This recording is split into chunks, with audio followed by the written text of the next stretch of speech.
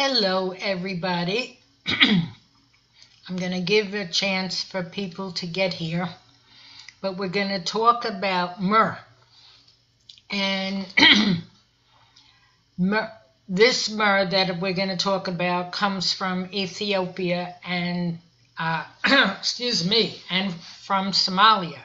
I know all of you are in the house stuck, so I'm hoping that you join us and so I can tell you a bit about myrrh.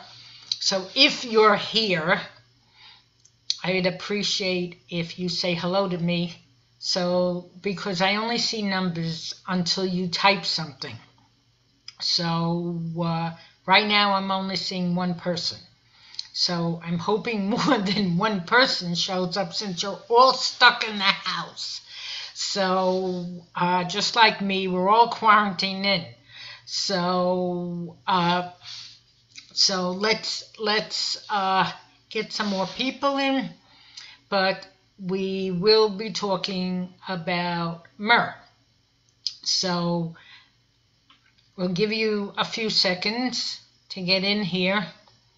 Since it might get bogged down, I have a few things to show you and some exciting things to tell you. So we have 4 people here, but somebody type to me. Say hi, so that I know that at least I'm not the only one here. So it's up to you guys. You got to say something to me. But we will be talking about myrrh, which is pronounced Myrrh-Commiphora. Actually, in Ethiopia and in Somaliland and in Somalia, it's only pronounced myrrha. And instead of saying myrrh, I happen to like the word myrrha. I think it flows really, really nice. So we have Mary Kinsman. Hi, Mary. She's listening. So anybody else listening? Because I cannot tell until you actually click something. So I'm going to give us Joan, and I'm going to pronounce your last name wrong. So Joan Zieglich. Hopefully I got that right. If I didn't, tell me. I'm very bad with names. So who else is here? David Kropp is here. Thank you for coming. Anybody else? Let's see. Sharon Ray is here. All right. Anybody else? Come on. We have such a big group. Somebody's got to say something. Hi, Sharon. At least I got a comment. I hope everybody's not going completely stir crazy. Hi, Richie. Richie is an old friend of mine from way back from elementary school. And Jeannie is a very dear friend of mine. And she's here. So that's good. Hi, Joan. So I guess we have at least enough people to start. So as I said, we're going to talk about Commiphora myrrha. It's a very interesting resin. It's very similar to frankincense, even though it's not frankincense. It basically comes the same way. It is striped off the tree, or actually, depending on which country it grows in, it can also fall off the tree like Boswellia neglecta does. So in Ethiopia, and in Ethiopia it happens to be wild harvested, which means the animals will brush up against the tree and the resin will fall down. And that's how they collect it. Yeah,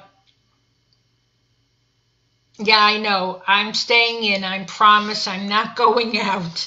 Actually, the only place I'm going out is to the post office for orders. But I'm washing myself up and I'm spraying myself up with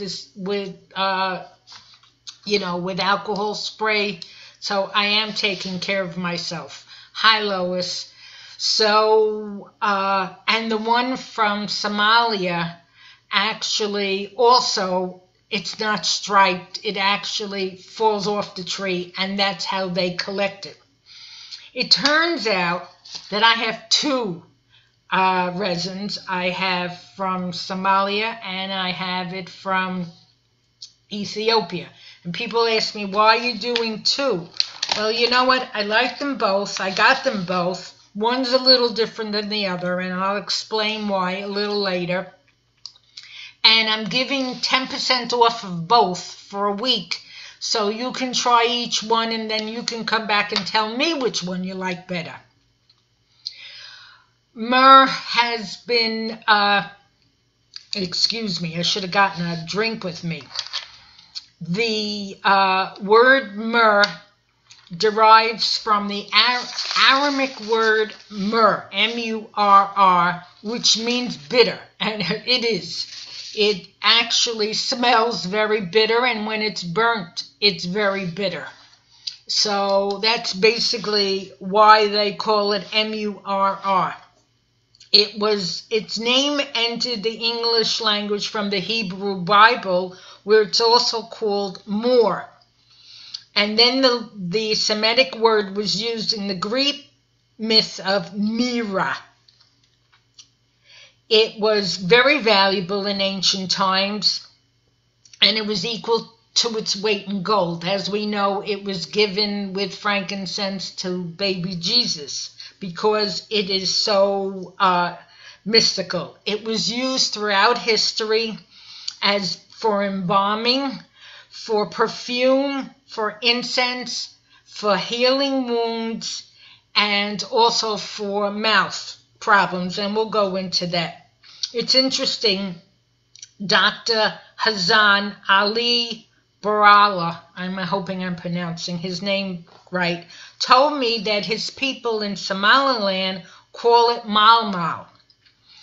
And they have been using it more for skin ailments, and also they've been using it, which is interesting, very similar to frankincense, to ward off mosquitoes and other insects.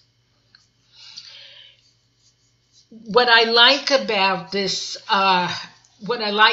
myrrh is it's excellent for wounds, whether you're using the essential oil or you're using the resin.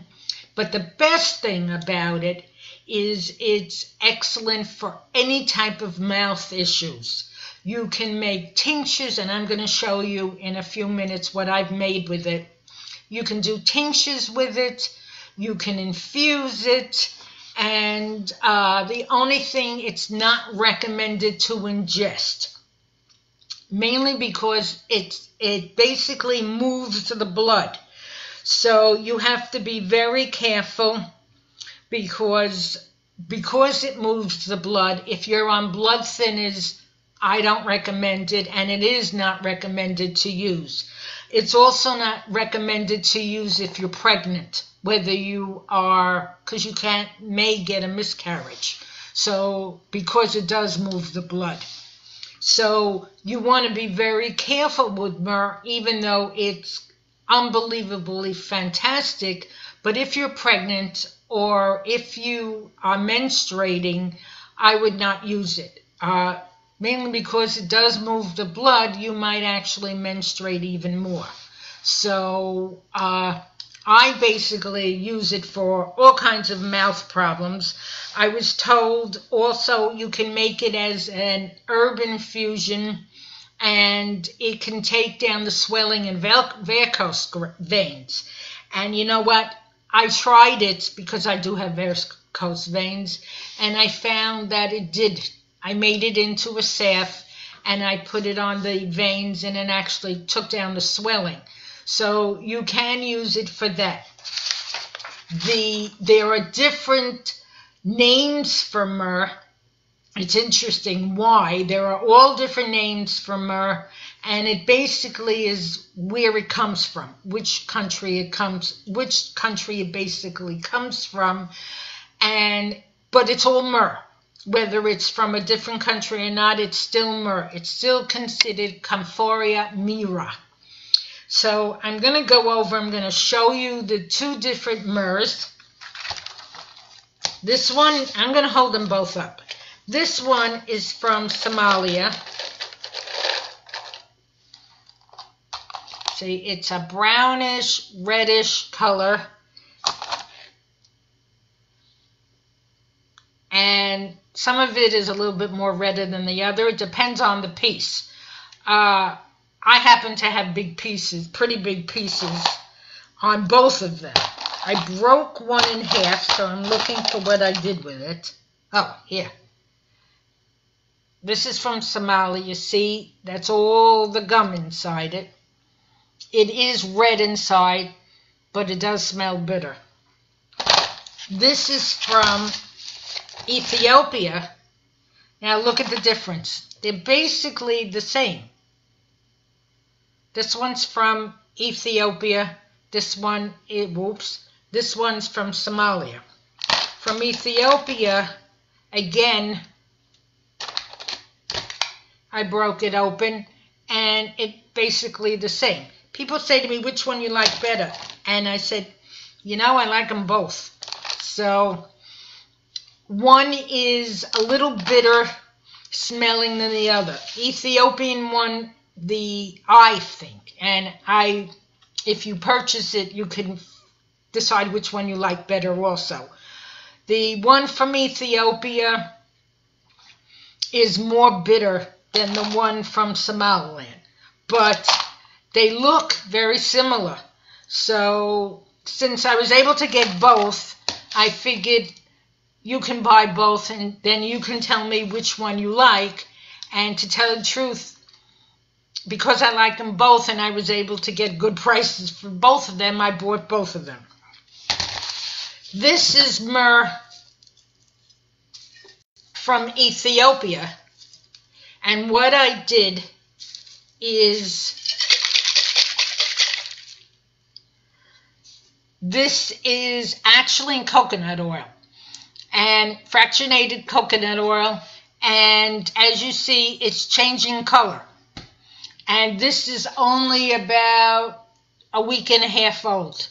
And what I did is I put the whole myrrh in it. I did not powder it down. I actually like myrrh better whole than powdered down. It just sucks everything out of it better. And this will sit in for 60 days. It'll go for, unfortunately, there's no moon, but it went one day in the sun, and I'm waiting for a full moon, and it'll go out in a full moon to get its mystical powers. And then it'll sit in a cool, dark place for around 60 days, between 30 and 60 days. I will look at it at 30 days and see what it looks like. If I like it, I'll do it for 30. If I find I want it a little darker in color, I will do it for 60. But I put plastic on it, and I recommend you do plastic for all resins, because you'll never be able to open the jar ever again, especially since you're going to shake it. This can be used by itself. As I said, it can be used for wound healing. I don't recommend putting this in your mouth. You can. I have. After it's strained, I had a problem back in my gum. It was really hurting, and I took some and I wiped it on my gum, and it was gone. Within minutes, it was gone. And if it would have come back, I would have, of course, gone to the dentist, but it never came back.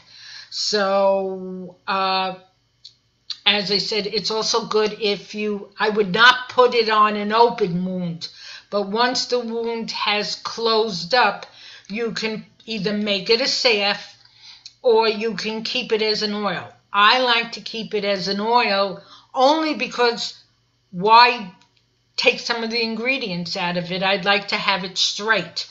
So this one's from Ethiopia, and this one is from Somalia. Same thing, both in coconut oil. Ethiopia, Somalia. They were done exactly the same time. So, and you can see there really is not that much of a difference between them. So, that's that. The other thing that you can do with it is you can, and as you can see, as it gets older, it gets redder. And this is a tincture. This was done with Everclear. It's in our files. It's also in my book. But it's in our files. And what you do is you need the highest proof alcohol you can get. And since Everclear is the highest proof alcohol you can get, I filled up the alcohol to, this is a regular jar. I estimated with this. But normally it's 8 ounces of alcohol to 1 ounce of resin. You let it sit in there for about 2 weeks. The darker the color, the better it is. Then you strain it. What I do is I take an eyedropper. I don't put any water in this. Some people do.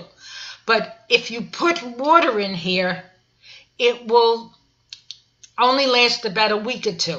If you don't put water in here, this can last you a year because all it has is the resins are natural preservatives. So actually, Jamie's husband told me that he has it for over 3 years and it's still in excellent condition. Jamie is from Bas Wellness and he's made it, and his is about 3 years old. This one is about a year old, almost a year old. It was filled all the way up to the top.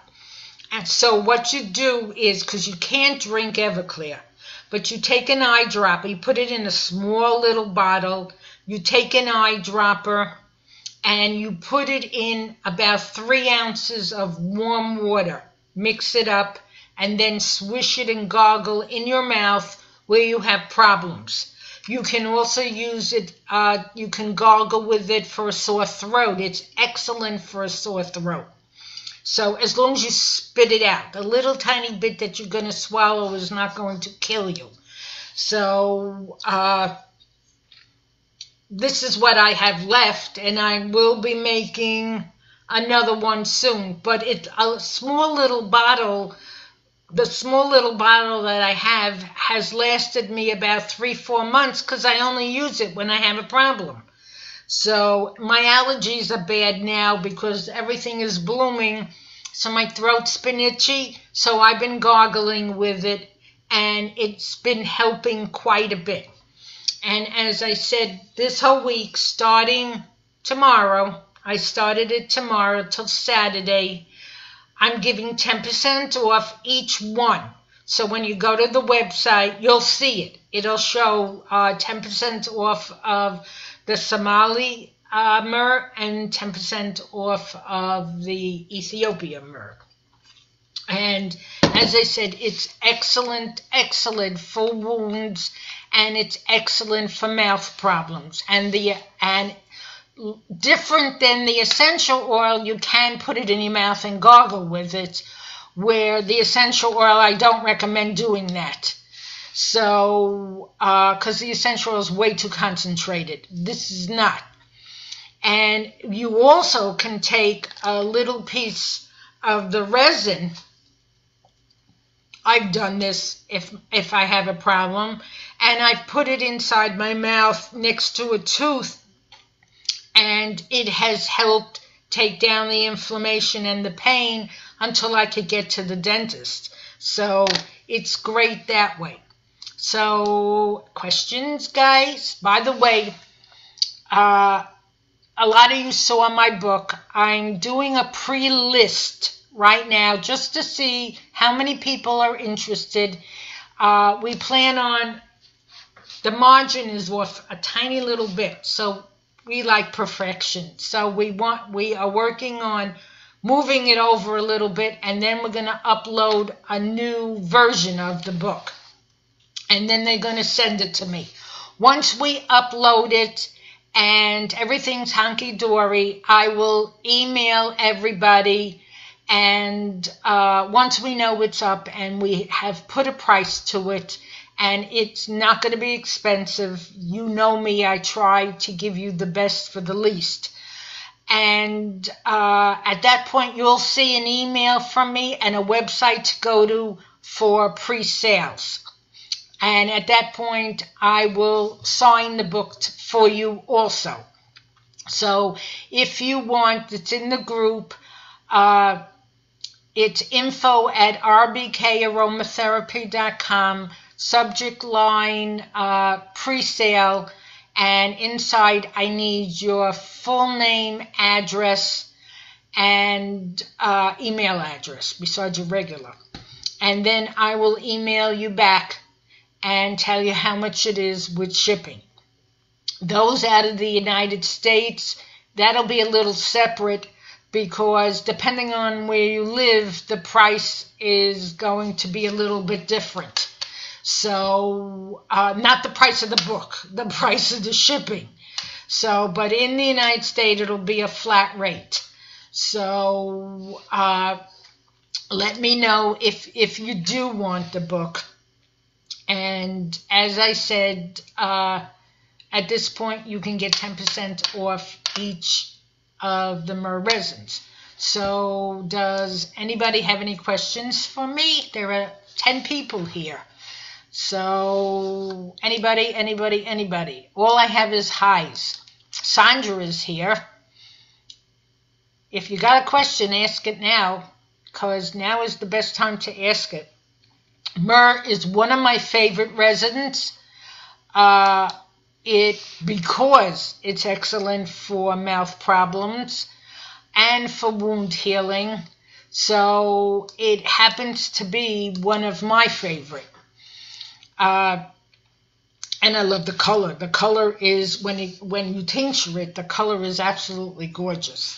So if you burn it, I recommend, if you're going to burn it, understand that it will be more of a, the smell of it is going to be a bitter type smell. So at first it releases a nice smell, but then it starts to get a bitter smell. So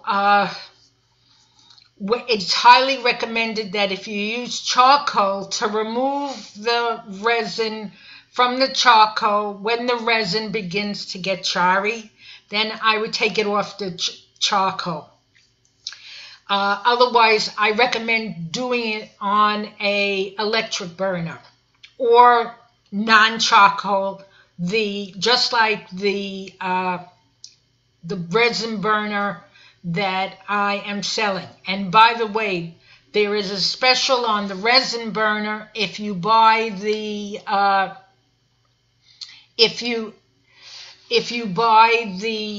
Sacra, which is the premium Sacra, which is basically a very light green, so it's really green but not. And the burner, you get the burner half off. If you buy first grade Fariana, you also get the burner half off, and that's till the end of the month. So that I'm running that special too. Mary asked if the resin is good to burn. As I said, yes, but I would not burn it on charcoal. I would burn it either in an electric burner or I would burn it in a manual burner. What do you do with resin after you create the tincture? You can dry it. You can actually dry it. This is a reuse, actually. This myrrh from Somalia is a reuse. I dried it, and I'm reusing it again. You can reuse the resin until you've got to completely dry it. So I would dry it on paper towels because it's got the oil in it. So once it's completely dried, you can reuse it. I'll show you. Give me a sec. I have a thing of it. This is dried. This is all dried. Let's see if I can pick it up. Without dropping it. That is dried. That is completely dried. This one's from Ethiopia. And I will use it again. So you definitely can dry it. And it's back to being hard.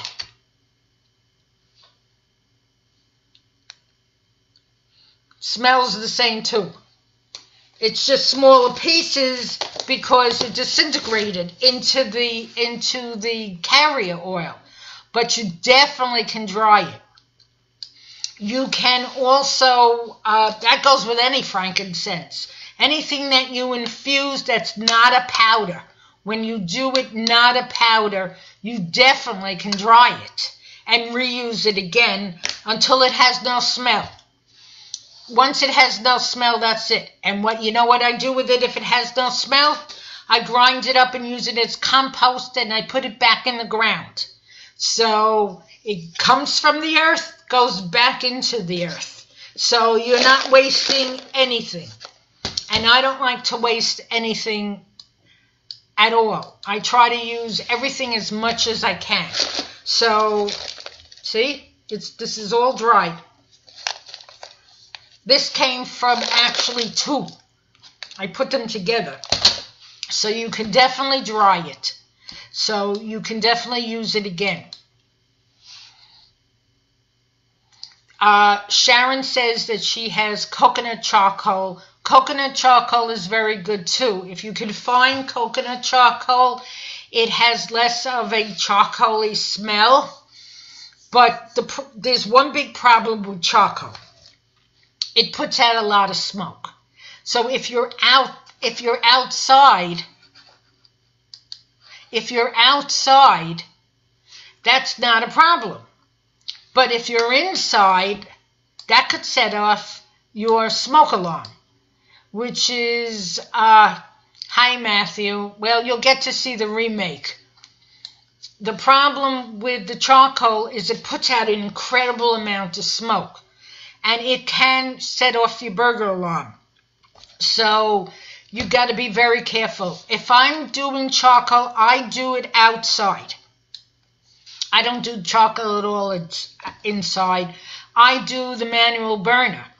The burner that I have, I absolutely like. And you could see in the group today, I put in, I actually put saccharin in it and burnt it this morning after breakfast. And yes, my office smells from all different resins, but when you walk towards my kitchen, my house is a rectangle.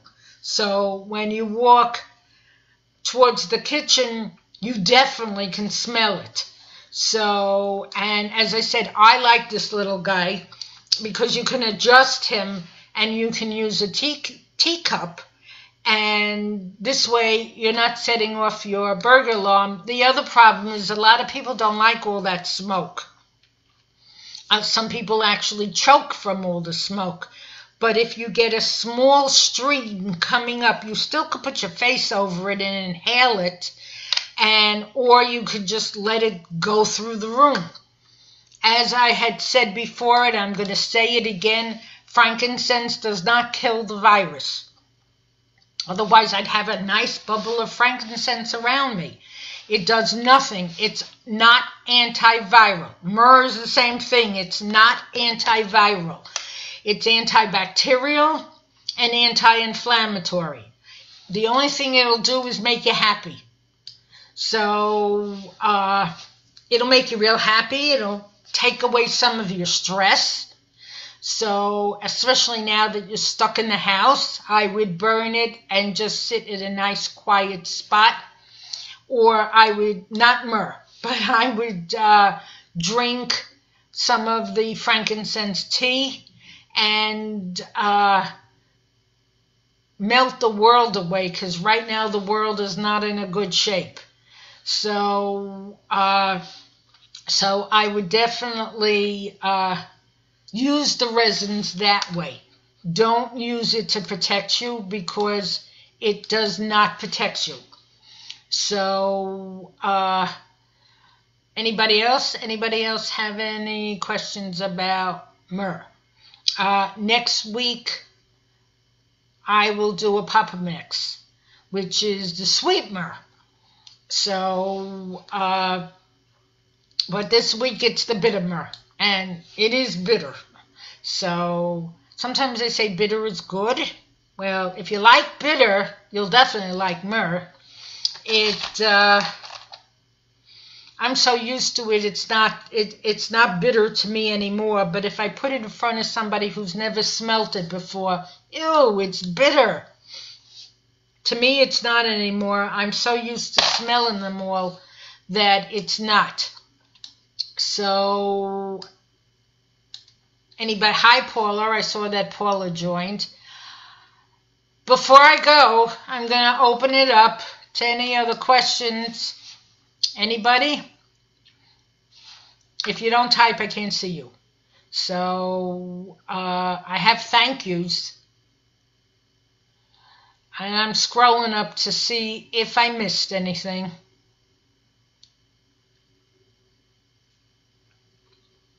I will tell everybody, please stay safe. Ooh, there's a comment. Oh, Sharon, thank you. Sharon said she's learned so much from me. I'm actually learning more every day. I speak a lot to the people in Somalia and Somaliland. As I said, they're teaching me all these great words. So, I found out today that they eat pancakes in Somalia. They make it with honey and flour. And we had pancakes for breakfast, and I happened to be speaking to my good friend Mohammed from Somalia, and I told him we were eating pancakes. And I asked him, do you have pancakes in Somalia? And he goes, yeah, I think so. He said, what do you put in yours? And I said, I put flour, eggs, cinnamon, and sugar. And he said, well, we do everything but the eggs and the sugar. So I sent him a picture of my pancakes. So I'm learning new things every day from him and from others. Saladin says, can myrrh be used as what? I have no idea what the two... You wrote nasi note. What is a nasi note? You got to type English. So you got to retype it to me and explain what you want. What is the way to store myrrh and other resins? The best way I have found in Ziploc bags. All my resins are in Ziploc bags, and they do very well. Yes, you can use it as a base note. Myrrh should be used as not as a top note, because if you use it as a top note, everything that you're trying to accomplish is not going to work. So let's say you're making a perfume and you want to use myrrh to somewhat balance it out a little bit. You want to use it as either a bottom note or a base note, because if you use it as a top note, it's going to overpower everything. And all you're going to smell is the bitter. So I would definitely use it. I use it as a bottom note or a base note when I'm trying to put different blends together. So definitely use it as a base note. I just lost my train of thought. Oh, I'll show you exactly how I store it. It comes to me in Ziploc bags. You should buy the heavy-duty Ziploc bags, not the thin ones. The real, and it should have Ziploc on it. And this is basically how you store it. And you squeeze out all the air, so there's no air in it.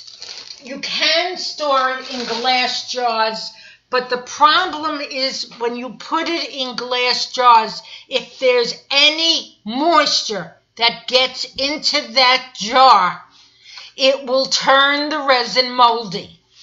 So that's why I don't put it in glass jars, because even if you breathe in it, you have moisture coming out of your mouth. All you need is one drop of water in that jar, and you will get mold. So, as I said, I store them in plastic. I actually also store them in plastic. You know the big pretzel plastic jars? They're huge like this. I store it in that too. When the pretzels are gone, I empty it out. I make sure I don't add water. I just empty it out, wipe it down to make sure it's clean, totally clean. There's no salt left in there. And I'll put it in that. I don't like it in glass only because you can get mold. So I like it better stored in Ziploc bags. Believe it or not, it actually stays better in Ziploc bags. Either in Ziploc bags or canvas bags. When it goes to distilleries, it's brought there in those canvas bags. And because it allows it to breathe a bit. And it's kept in a cold, it has to be kept in a cold, dry area.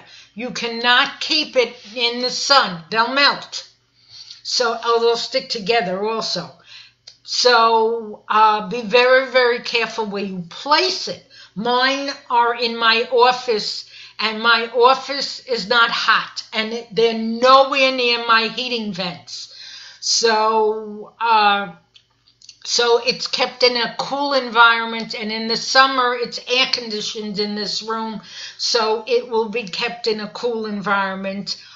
As I grow and I get more resin, I'm going to have to get a place, which I already have reserved, of a cool temperature place that stays cool all the time. You can't let these resins get hot, and you can't let these resins get wet. So if you're going to get it wet because you want to wash it before you put it in your mouth, do not put it back into a jar where all the other resins are, because you're going to find in a few days that, or a few weeks later, there is mold accumulating. So as I said, the best way to do it is in one of the very, very heavy Ziploc bags. You can find them in supermarkets. I'm sure you might still be able to find them, because not many people right now are buying heavy Ziploc bags.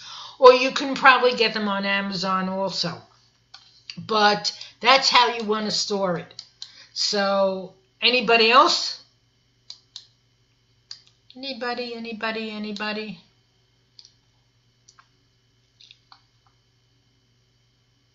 Nobody? Come on, ask me a question. I'm here. You can ask me a question. Don't be shy. Ask me a question. I'm very excited about my book. I can't wait for it to come out myself. You saw, I showed you a bit about the book. And, oh, actually, what I put in the freezer, all right, is I put the powder in the freezer. The powder should go in the freezer, especially if you live in a warm climate, because otherwise it'll clump and you'll have a block instead. You will actually have a block of hard powder. So I find that I put all my powder in the freezer. This way it stays better. You can also put it in the refrigerator if you don't want to freeze it, because the refrigerator, the humidity is sucked out. So you don't want it where it's humid. So you can put the powder. I would not put the regular resins in the freezer. The only time you put them in the freezer is before you turn them into a powder. So a couple of people have asked me in the group, how do I grind it without having it stick all over the place? Well, yes, resins are very sticky because of the gum inside. So they're 24 hours before you plan to make it into a powder, you put it in the freezer. This way the gum gets hard. Then you take it out and I use the little Hamilton Beach coffee blender because you can take it apart. It's very easy to take apart. And I grind up pieces at a time and I put them into the Ziploc bag.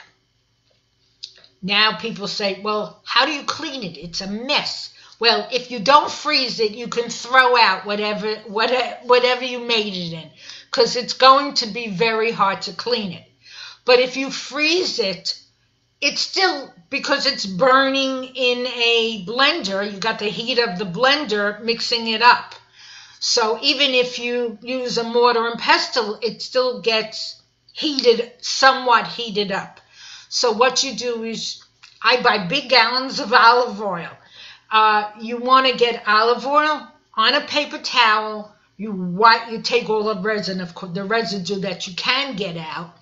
Then you take the paper towel, you put some olive oil on it, and you mush it around inside the unit that you're using, and you will find 99% of the resin will come up. Once you've gotten most of it up, then you put it under very hot, and I would wear gloves so that you can touch the water without burning your hands. The plastic gloves, very hot dishwater, soapy water, and that should clean up the rest of it. So I do that when I distill. The bottom of the still is like a line of resin. So I will wipe it down with olive oil, and then with hot soapy water, I will clean the rest. And that's what you do with your mortar and pestle and also your electric coffee maker. So that's the only way you're going to get it clean. I would not use any utensils to mix it when you're heating it up, when you're doing the infusion. And what I do is, to give it a little bit of a boost, I put it in a warm bath for about, when it's the whole resin, I put it in a warm bath for about 40 minutes, except for Neglector and Feriana, because they're not water soluble. They're oil soluble and they'll melt, 1, 2, 3. So if you put it in for 40 minutes, you will burn the resins. So those I put in for 20. But for Myrrha and Myrrha, I love how that sounds. For Myrrha and all the other resins, you put it in for about 40 minutes on a very low boil. You make sure you use a ball jar, because those are the only ones that are resistance. I did it. This is not a ball. This is a mason jar. I had done it in a different jar before I poured it into this. But I once made the mistake and put this in, and when I went to lift it up, the whole thing cracked. So make sure, the whole thing had to be thrown out. So make sure you do it in a ball jar under a very low light for 40 minutes, and then leave it there to move it off the burner, but leave it there till the temperature goes down before you lift it out.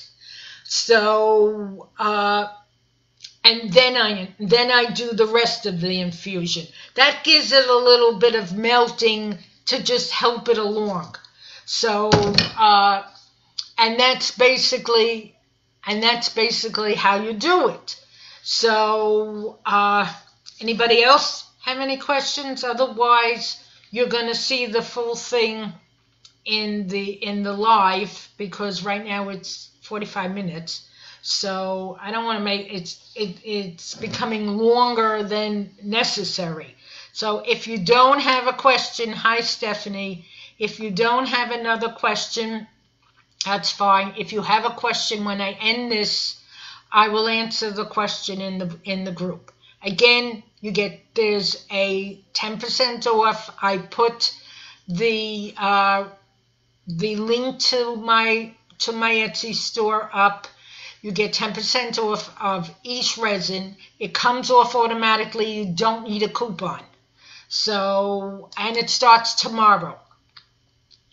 So it starts on Monday. So look for it on Monday.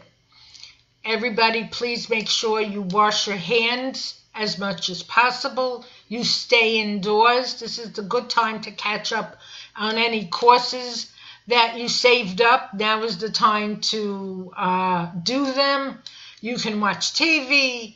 You can actually, if you have children in the house, you can play games with them. You can at least keep yourself busy. And if you have to go out, make sure you take a hand sanitizer with you. And then when you get home, make sure you clean yourself up. Oh, wait a minute, there's one more. Let's see if I can grab it.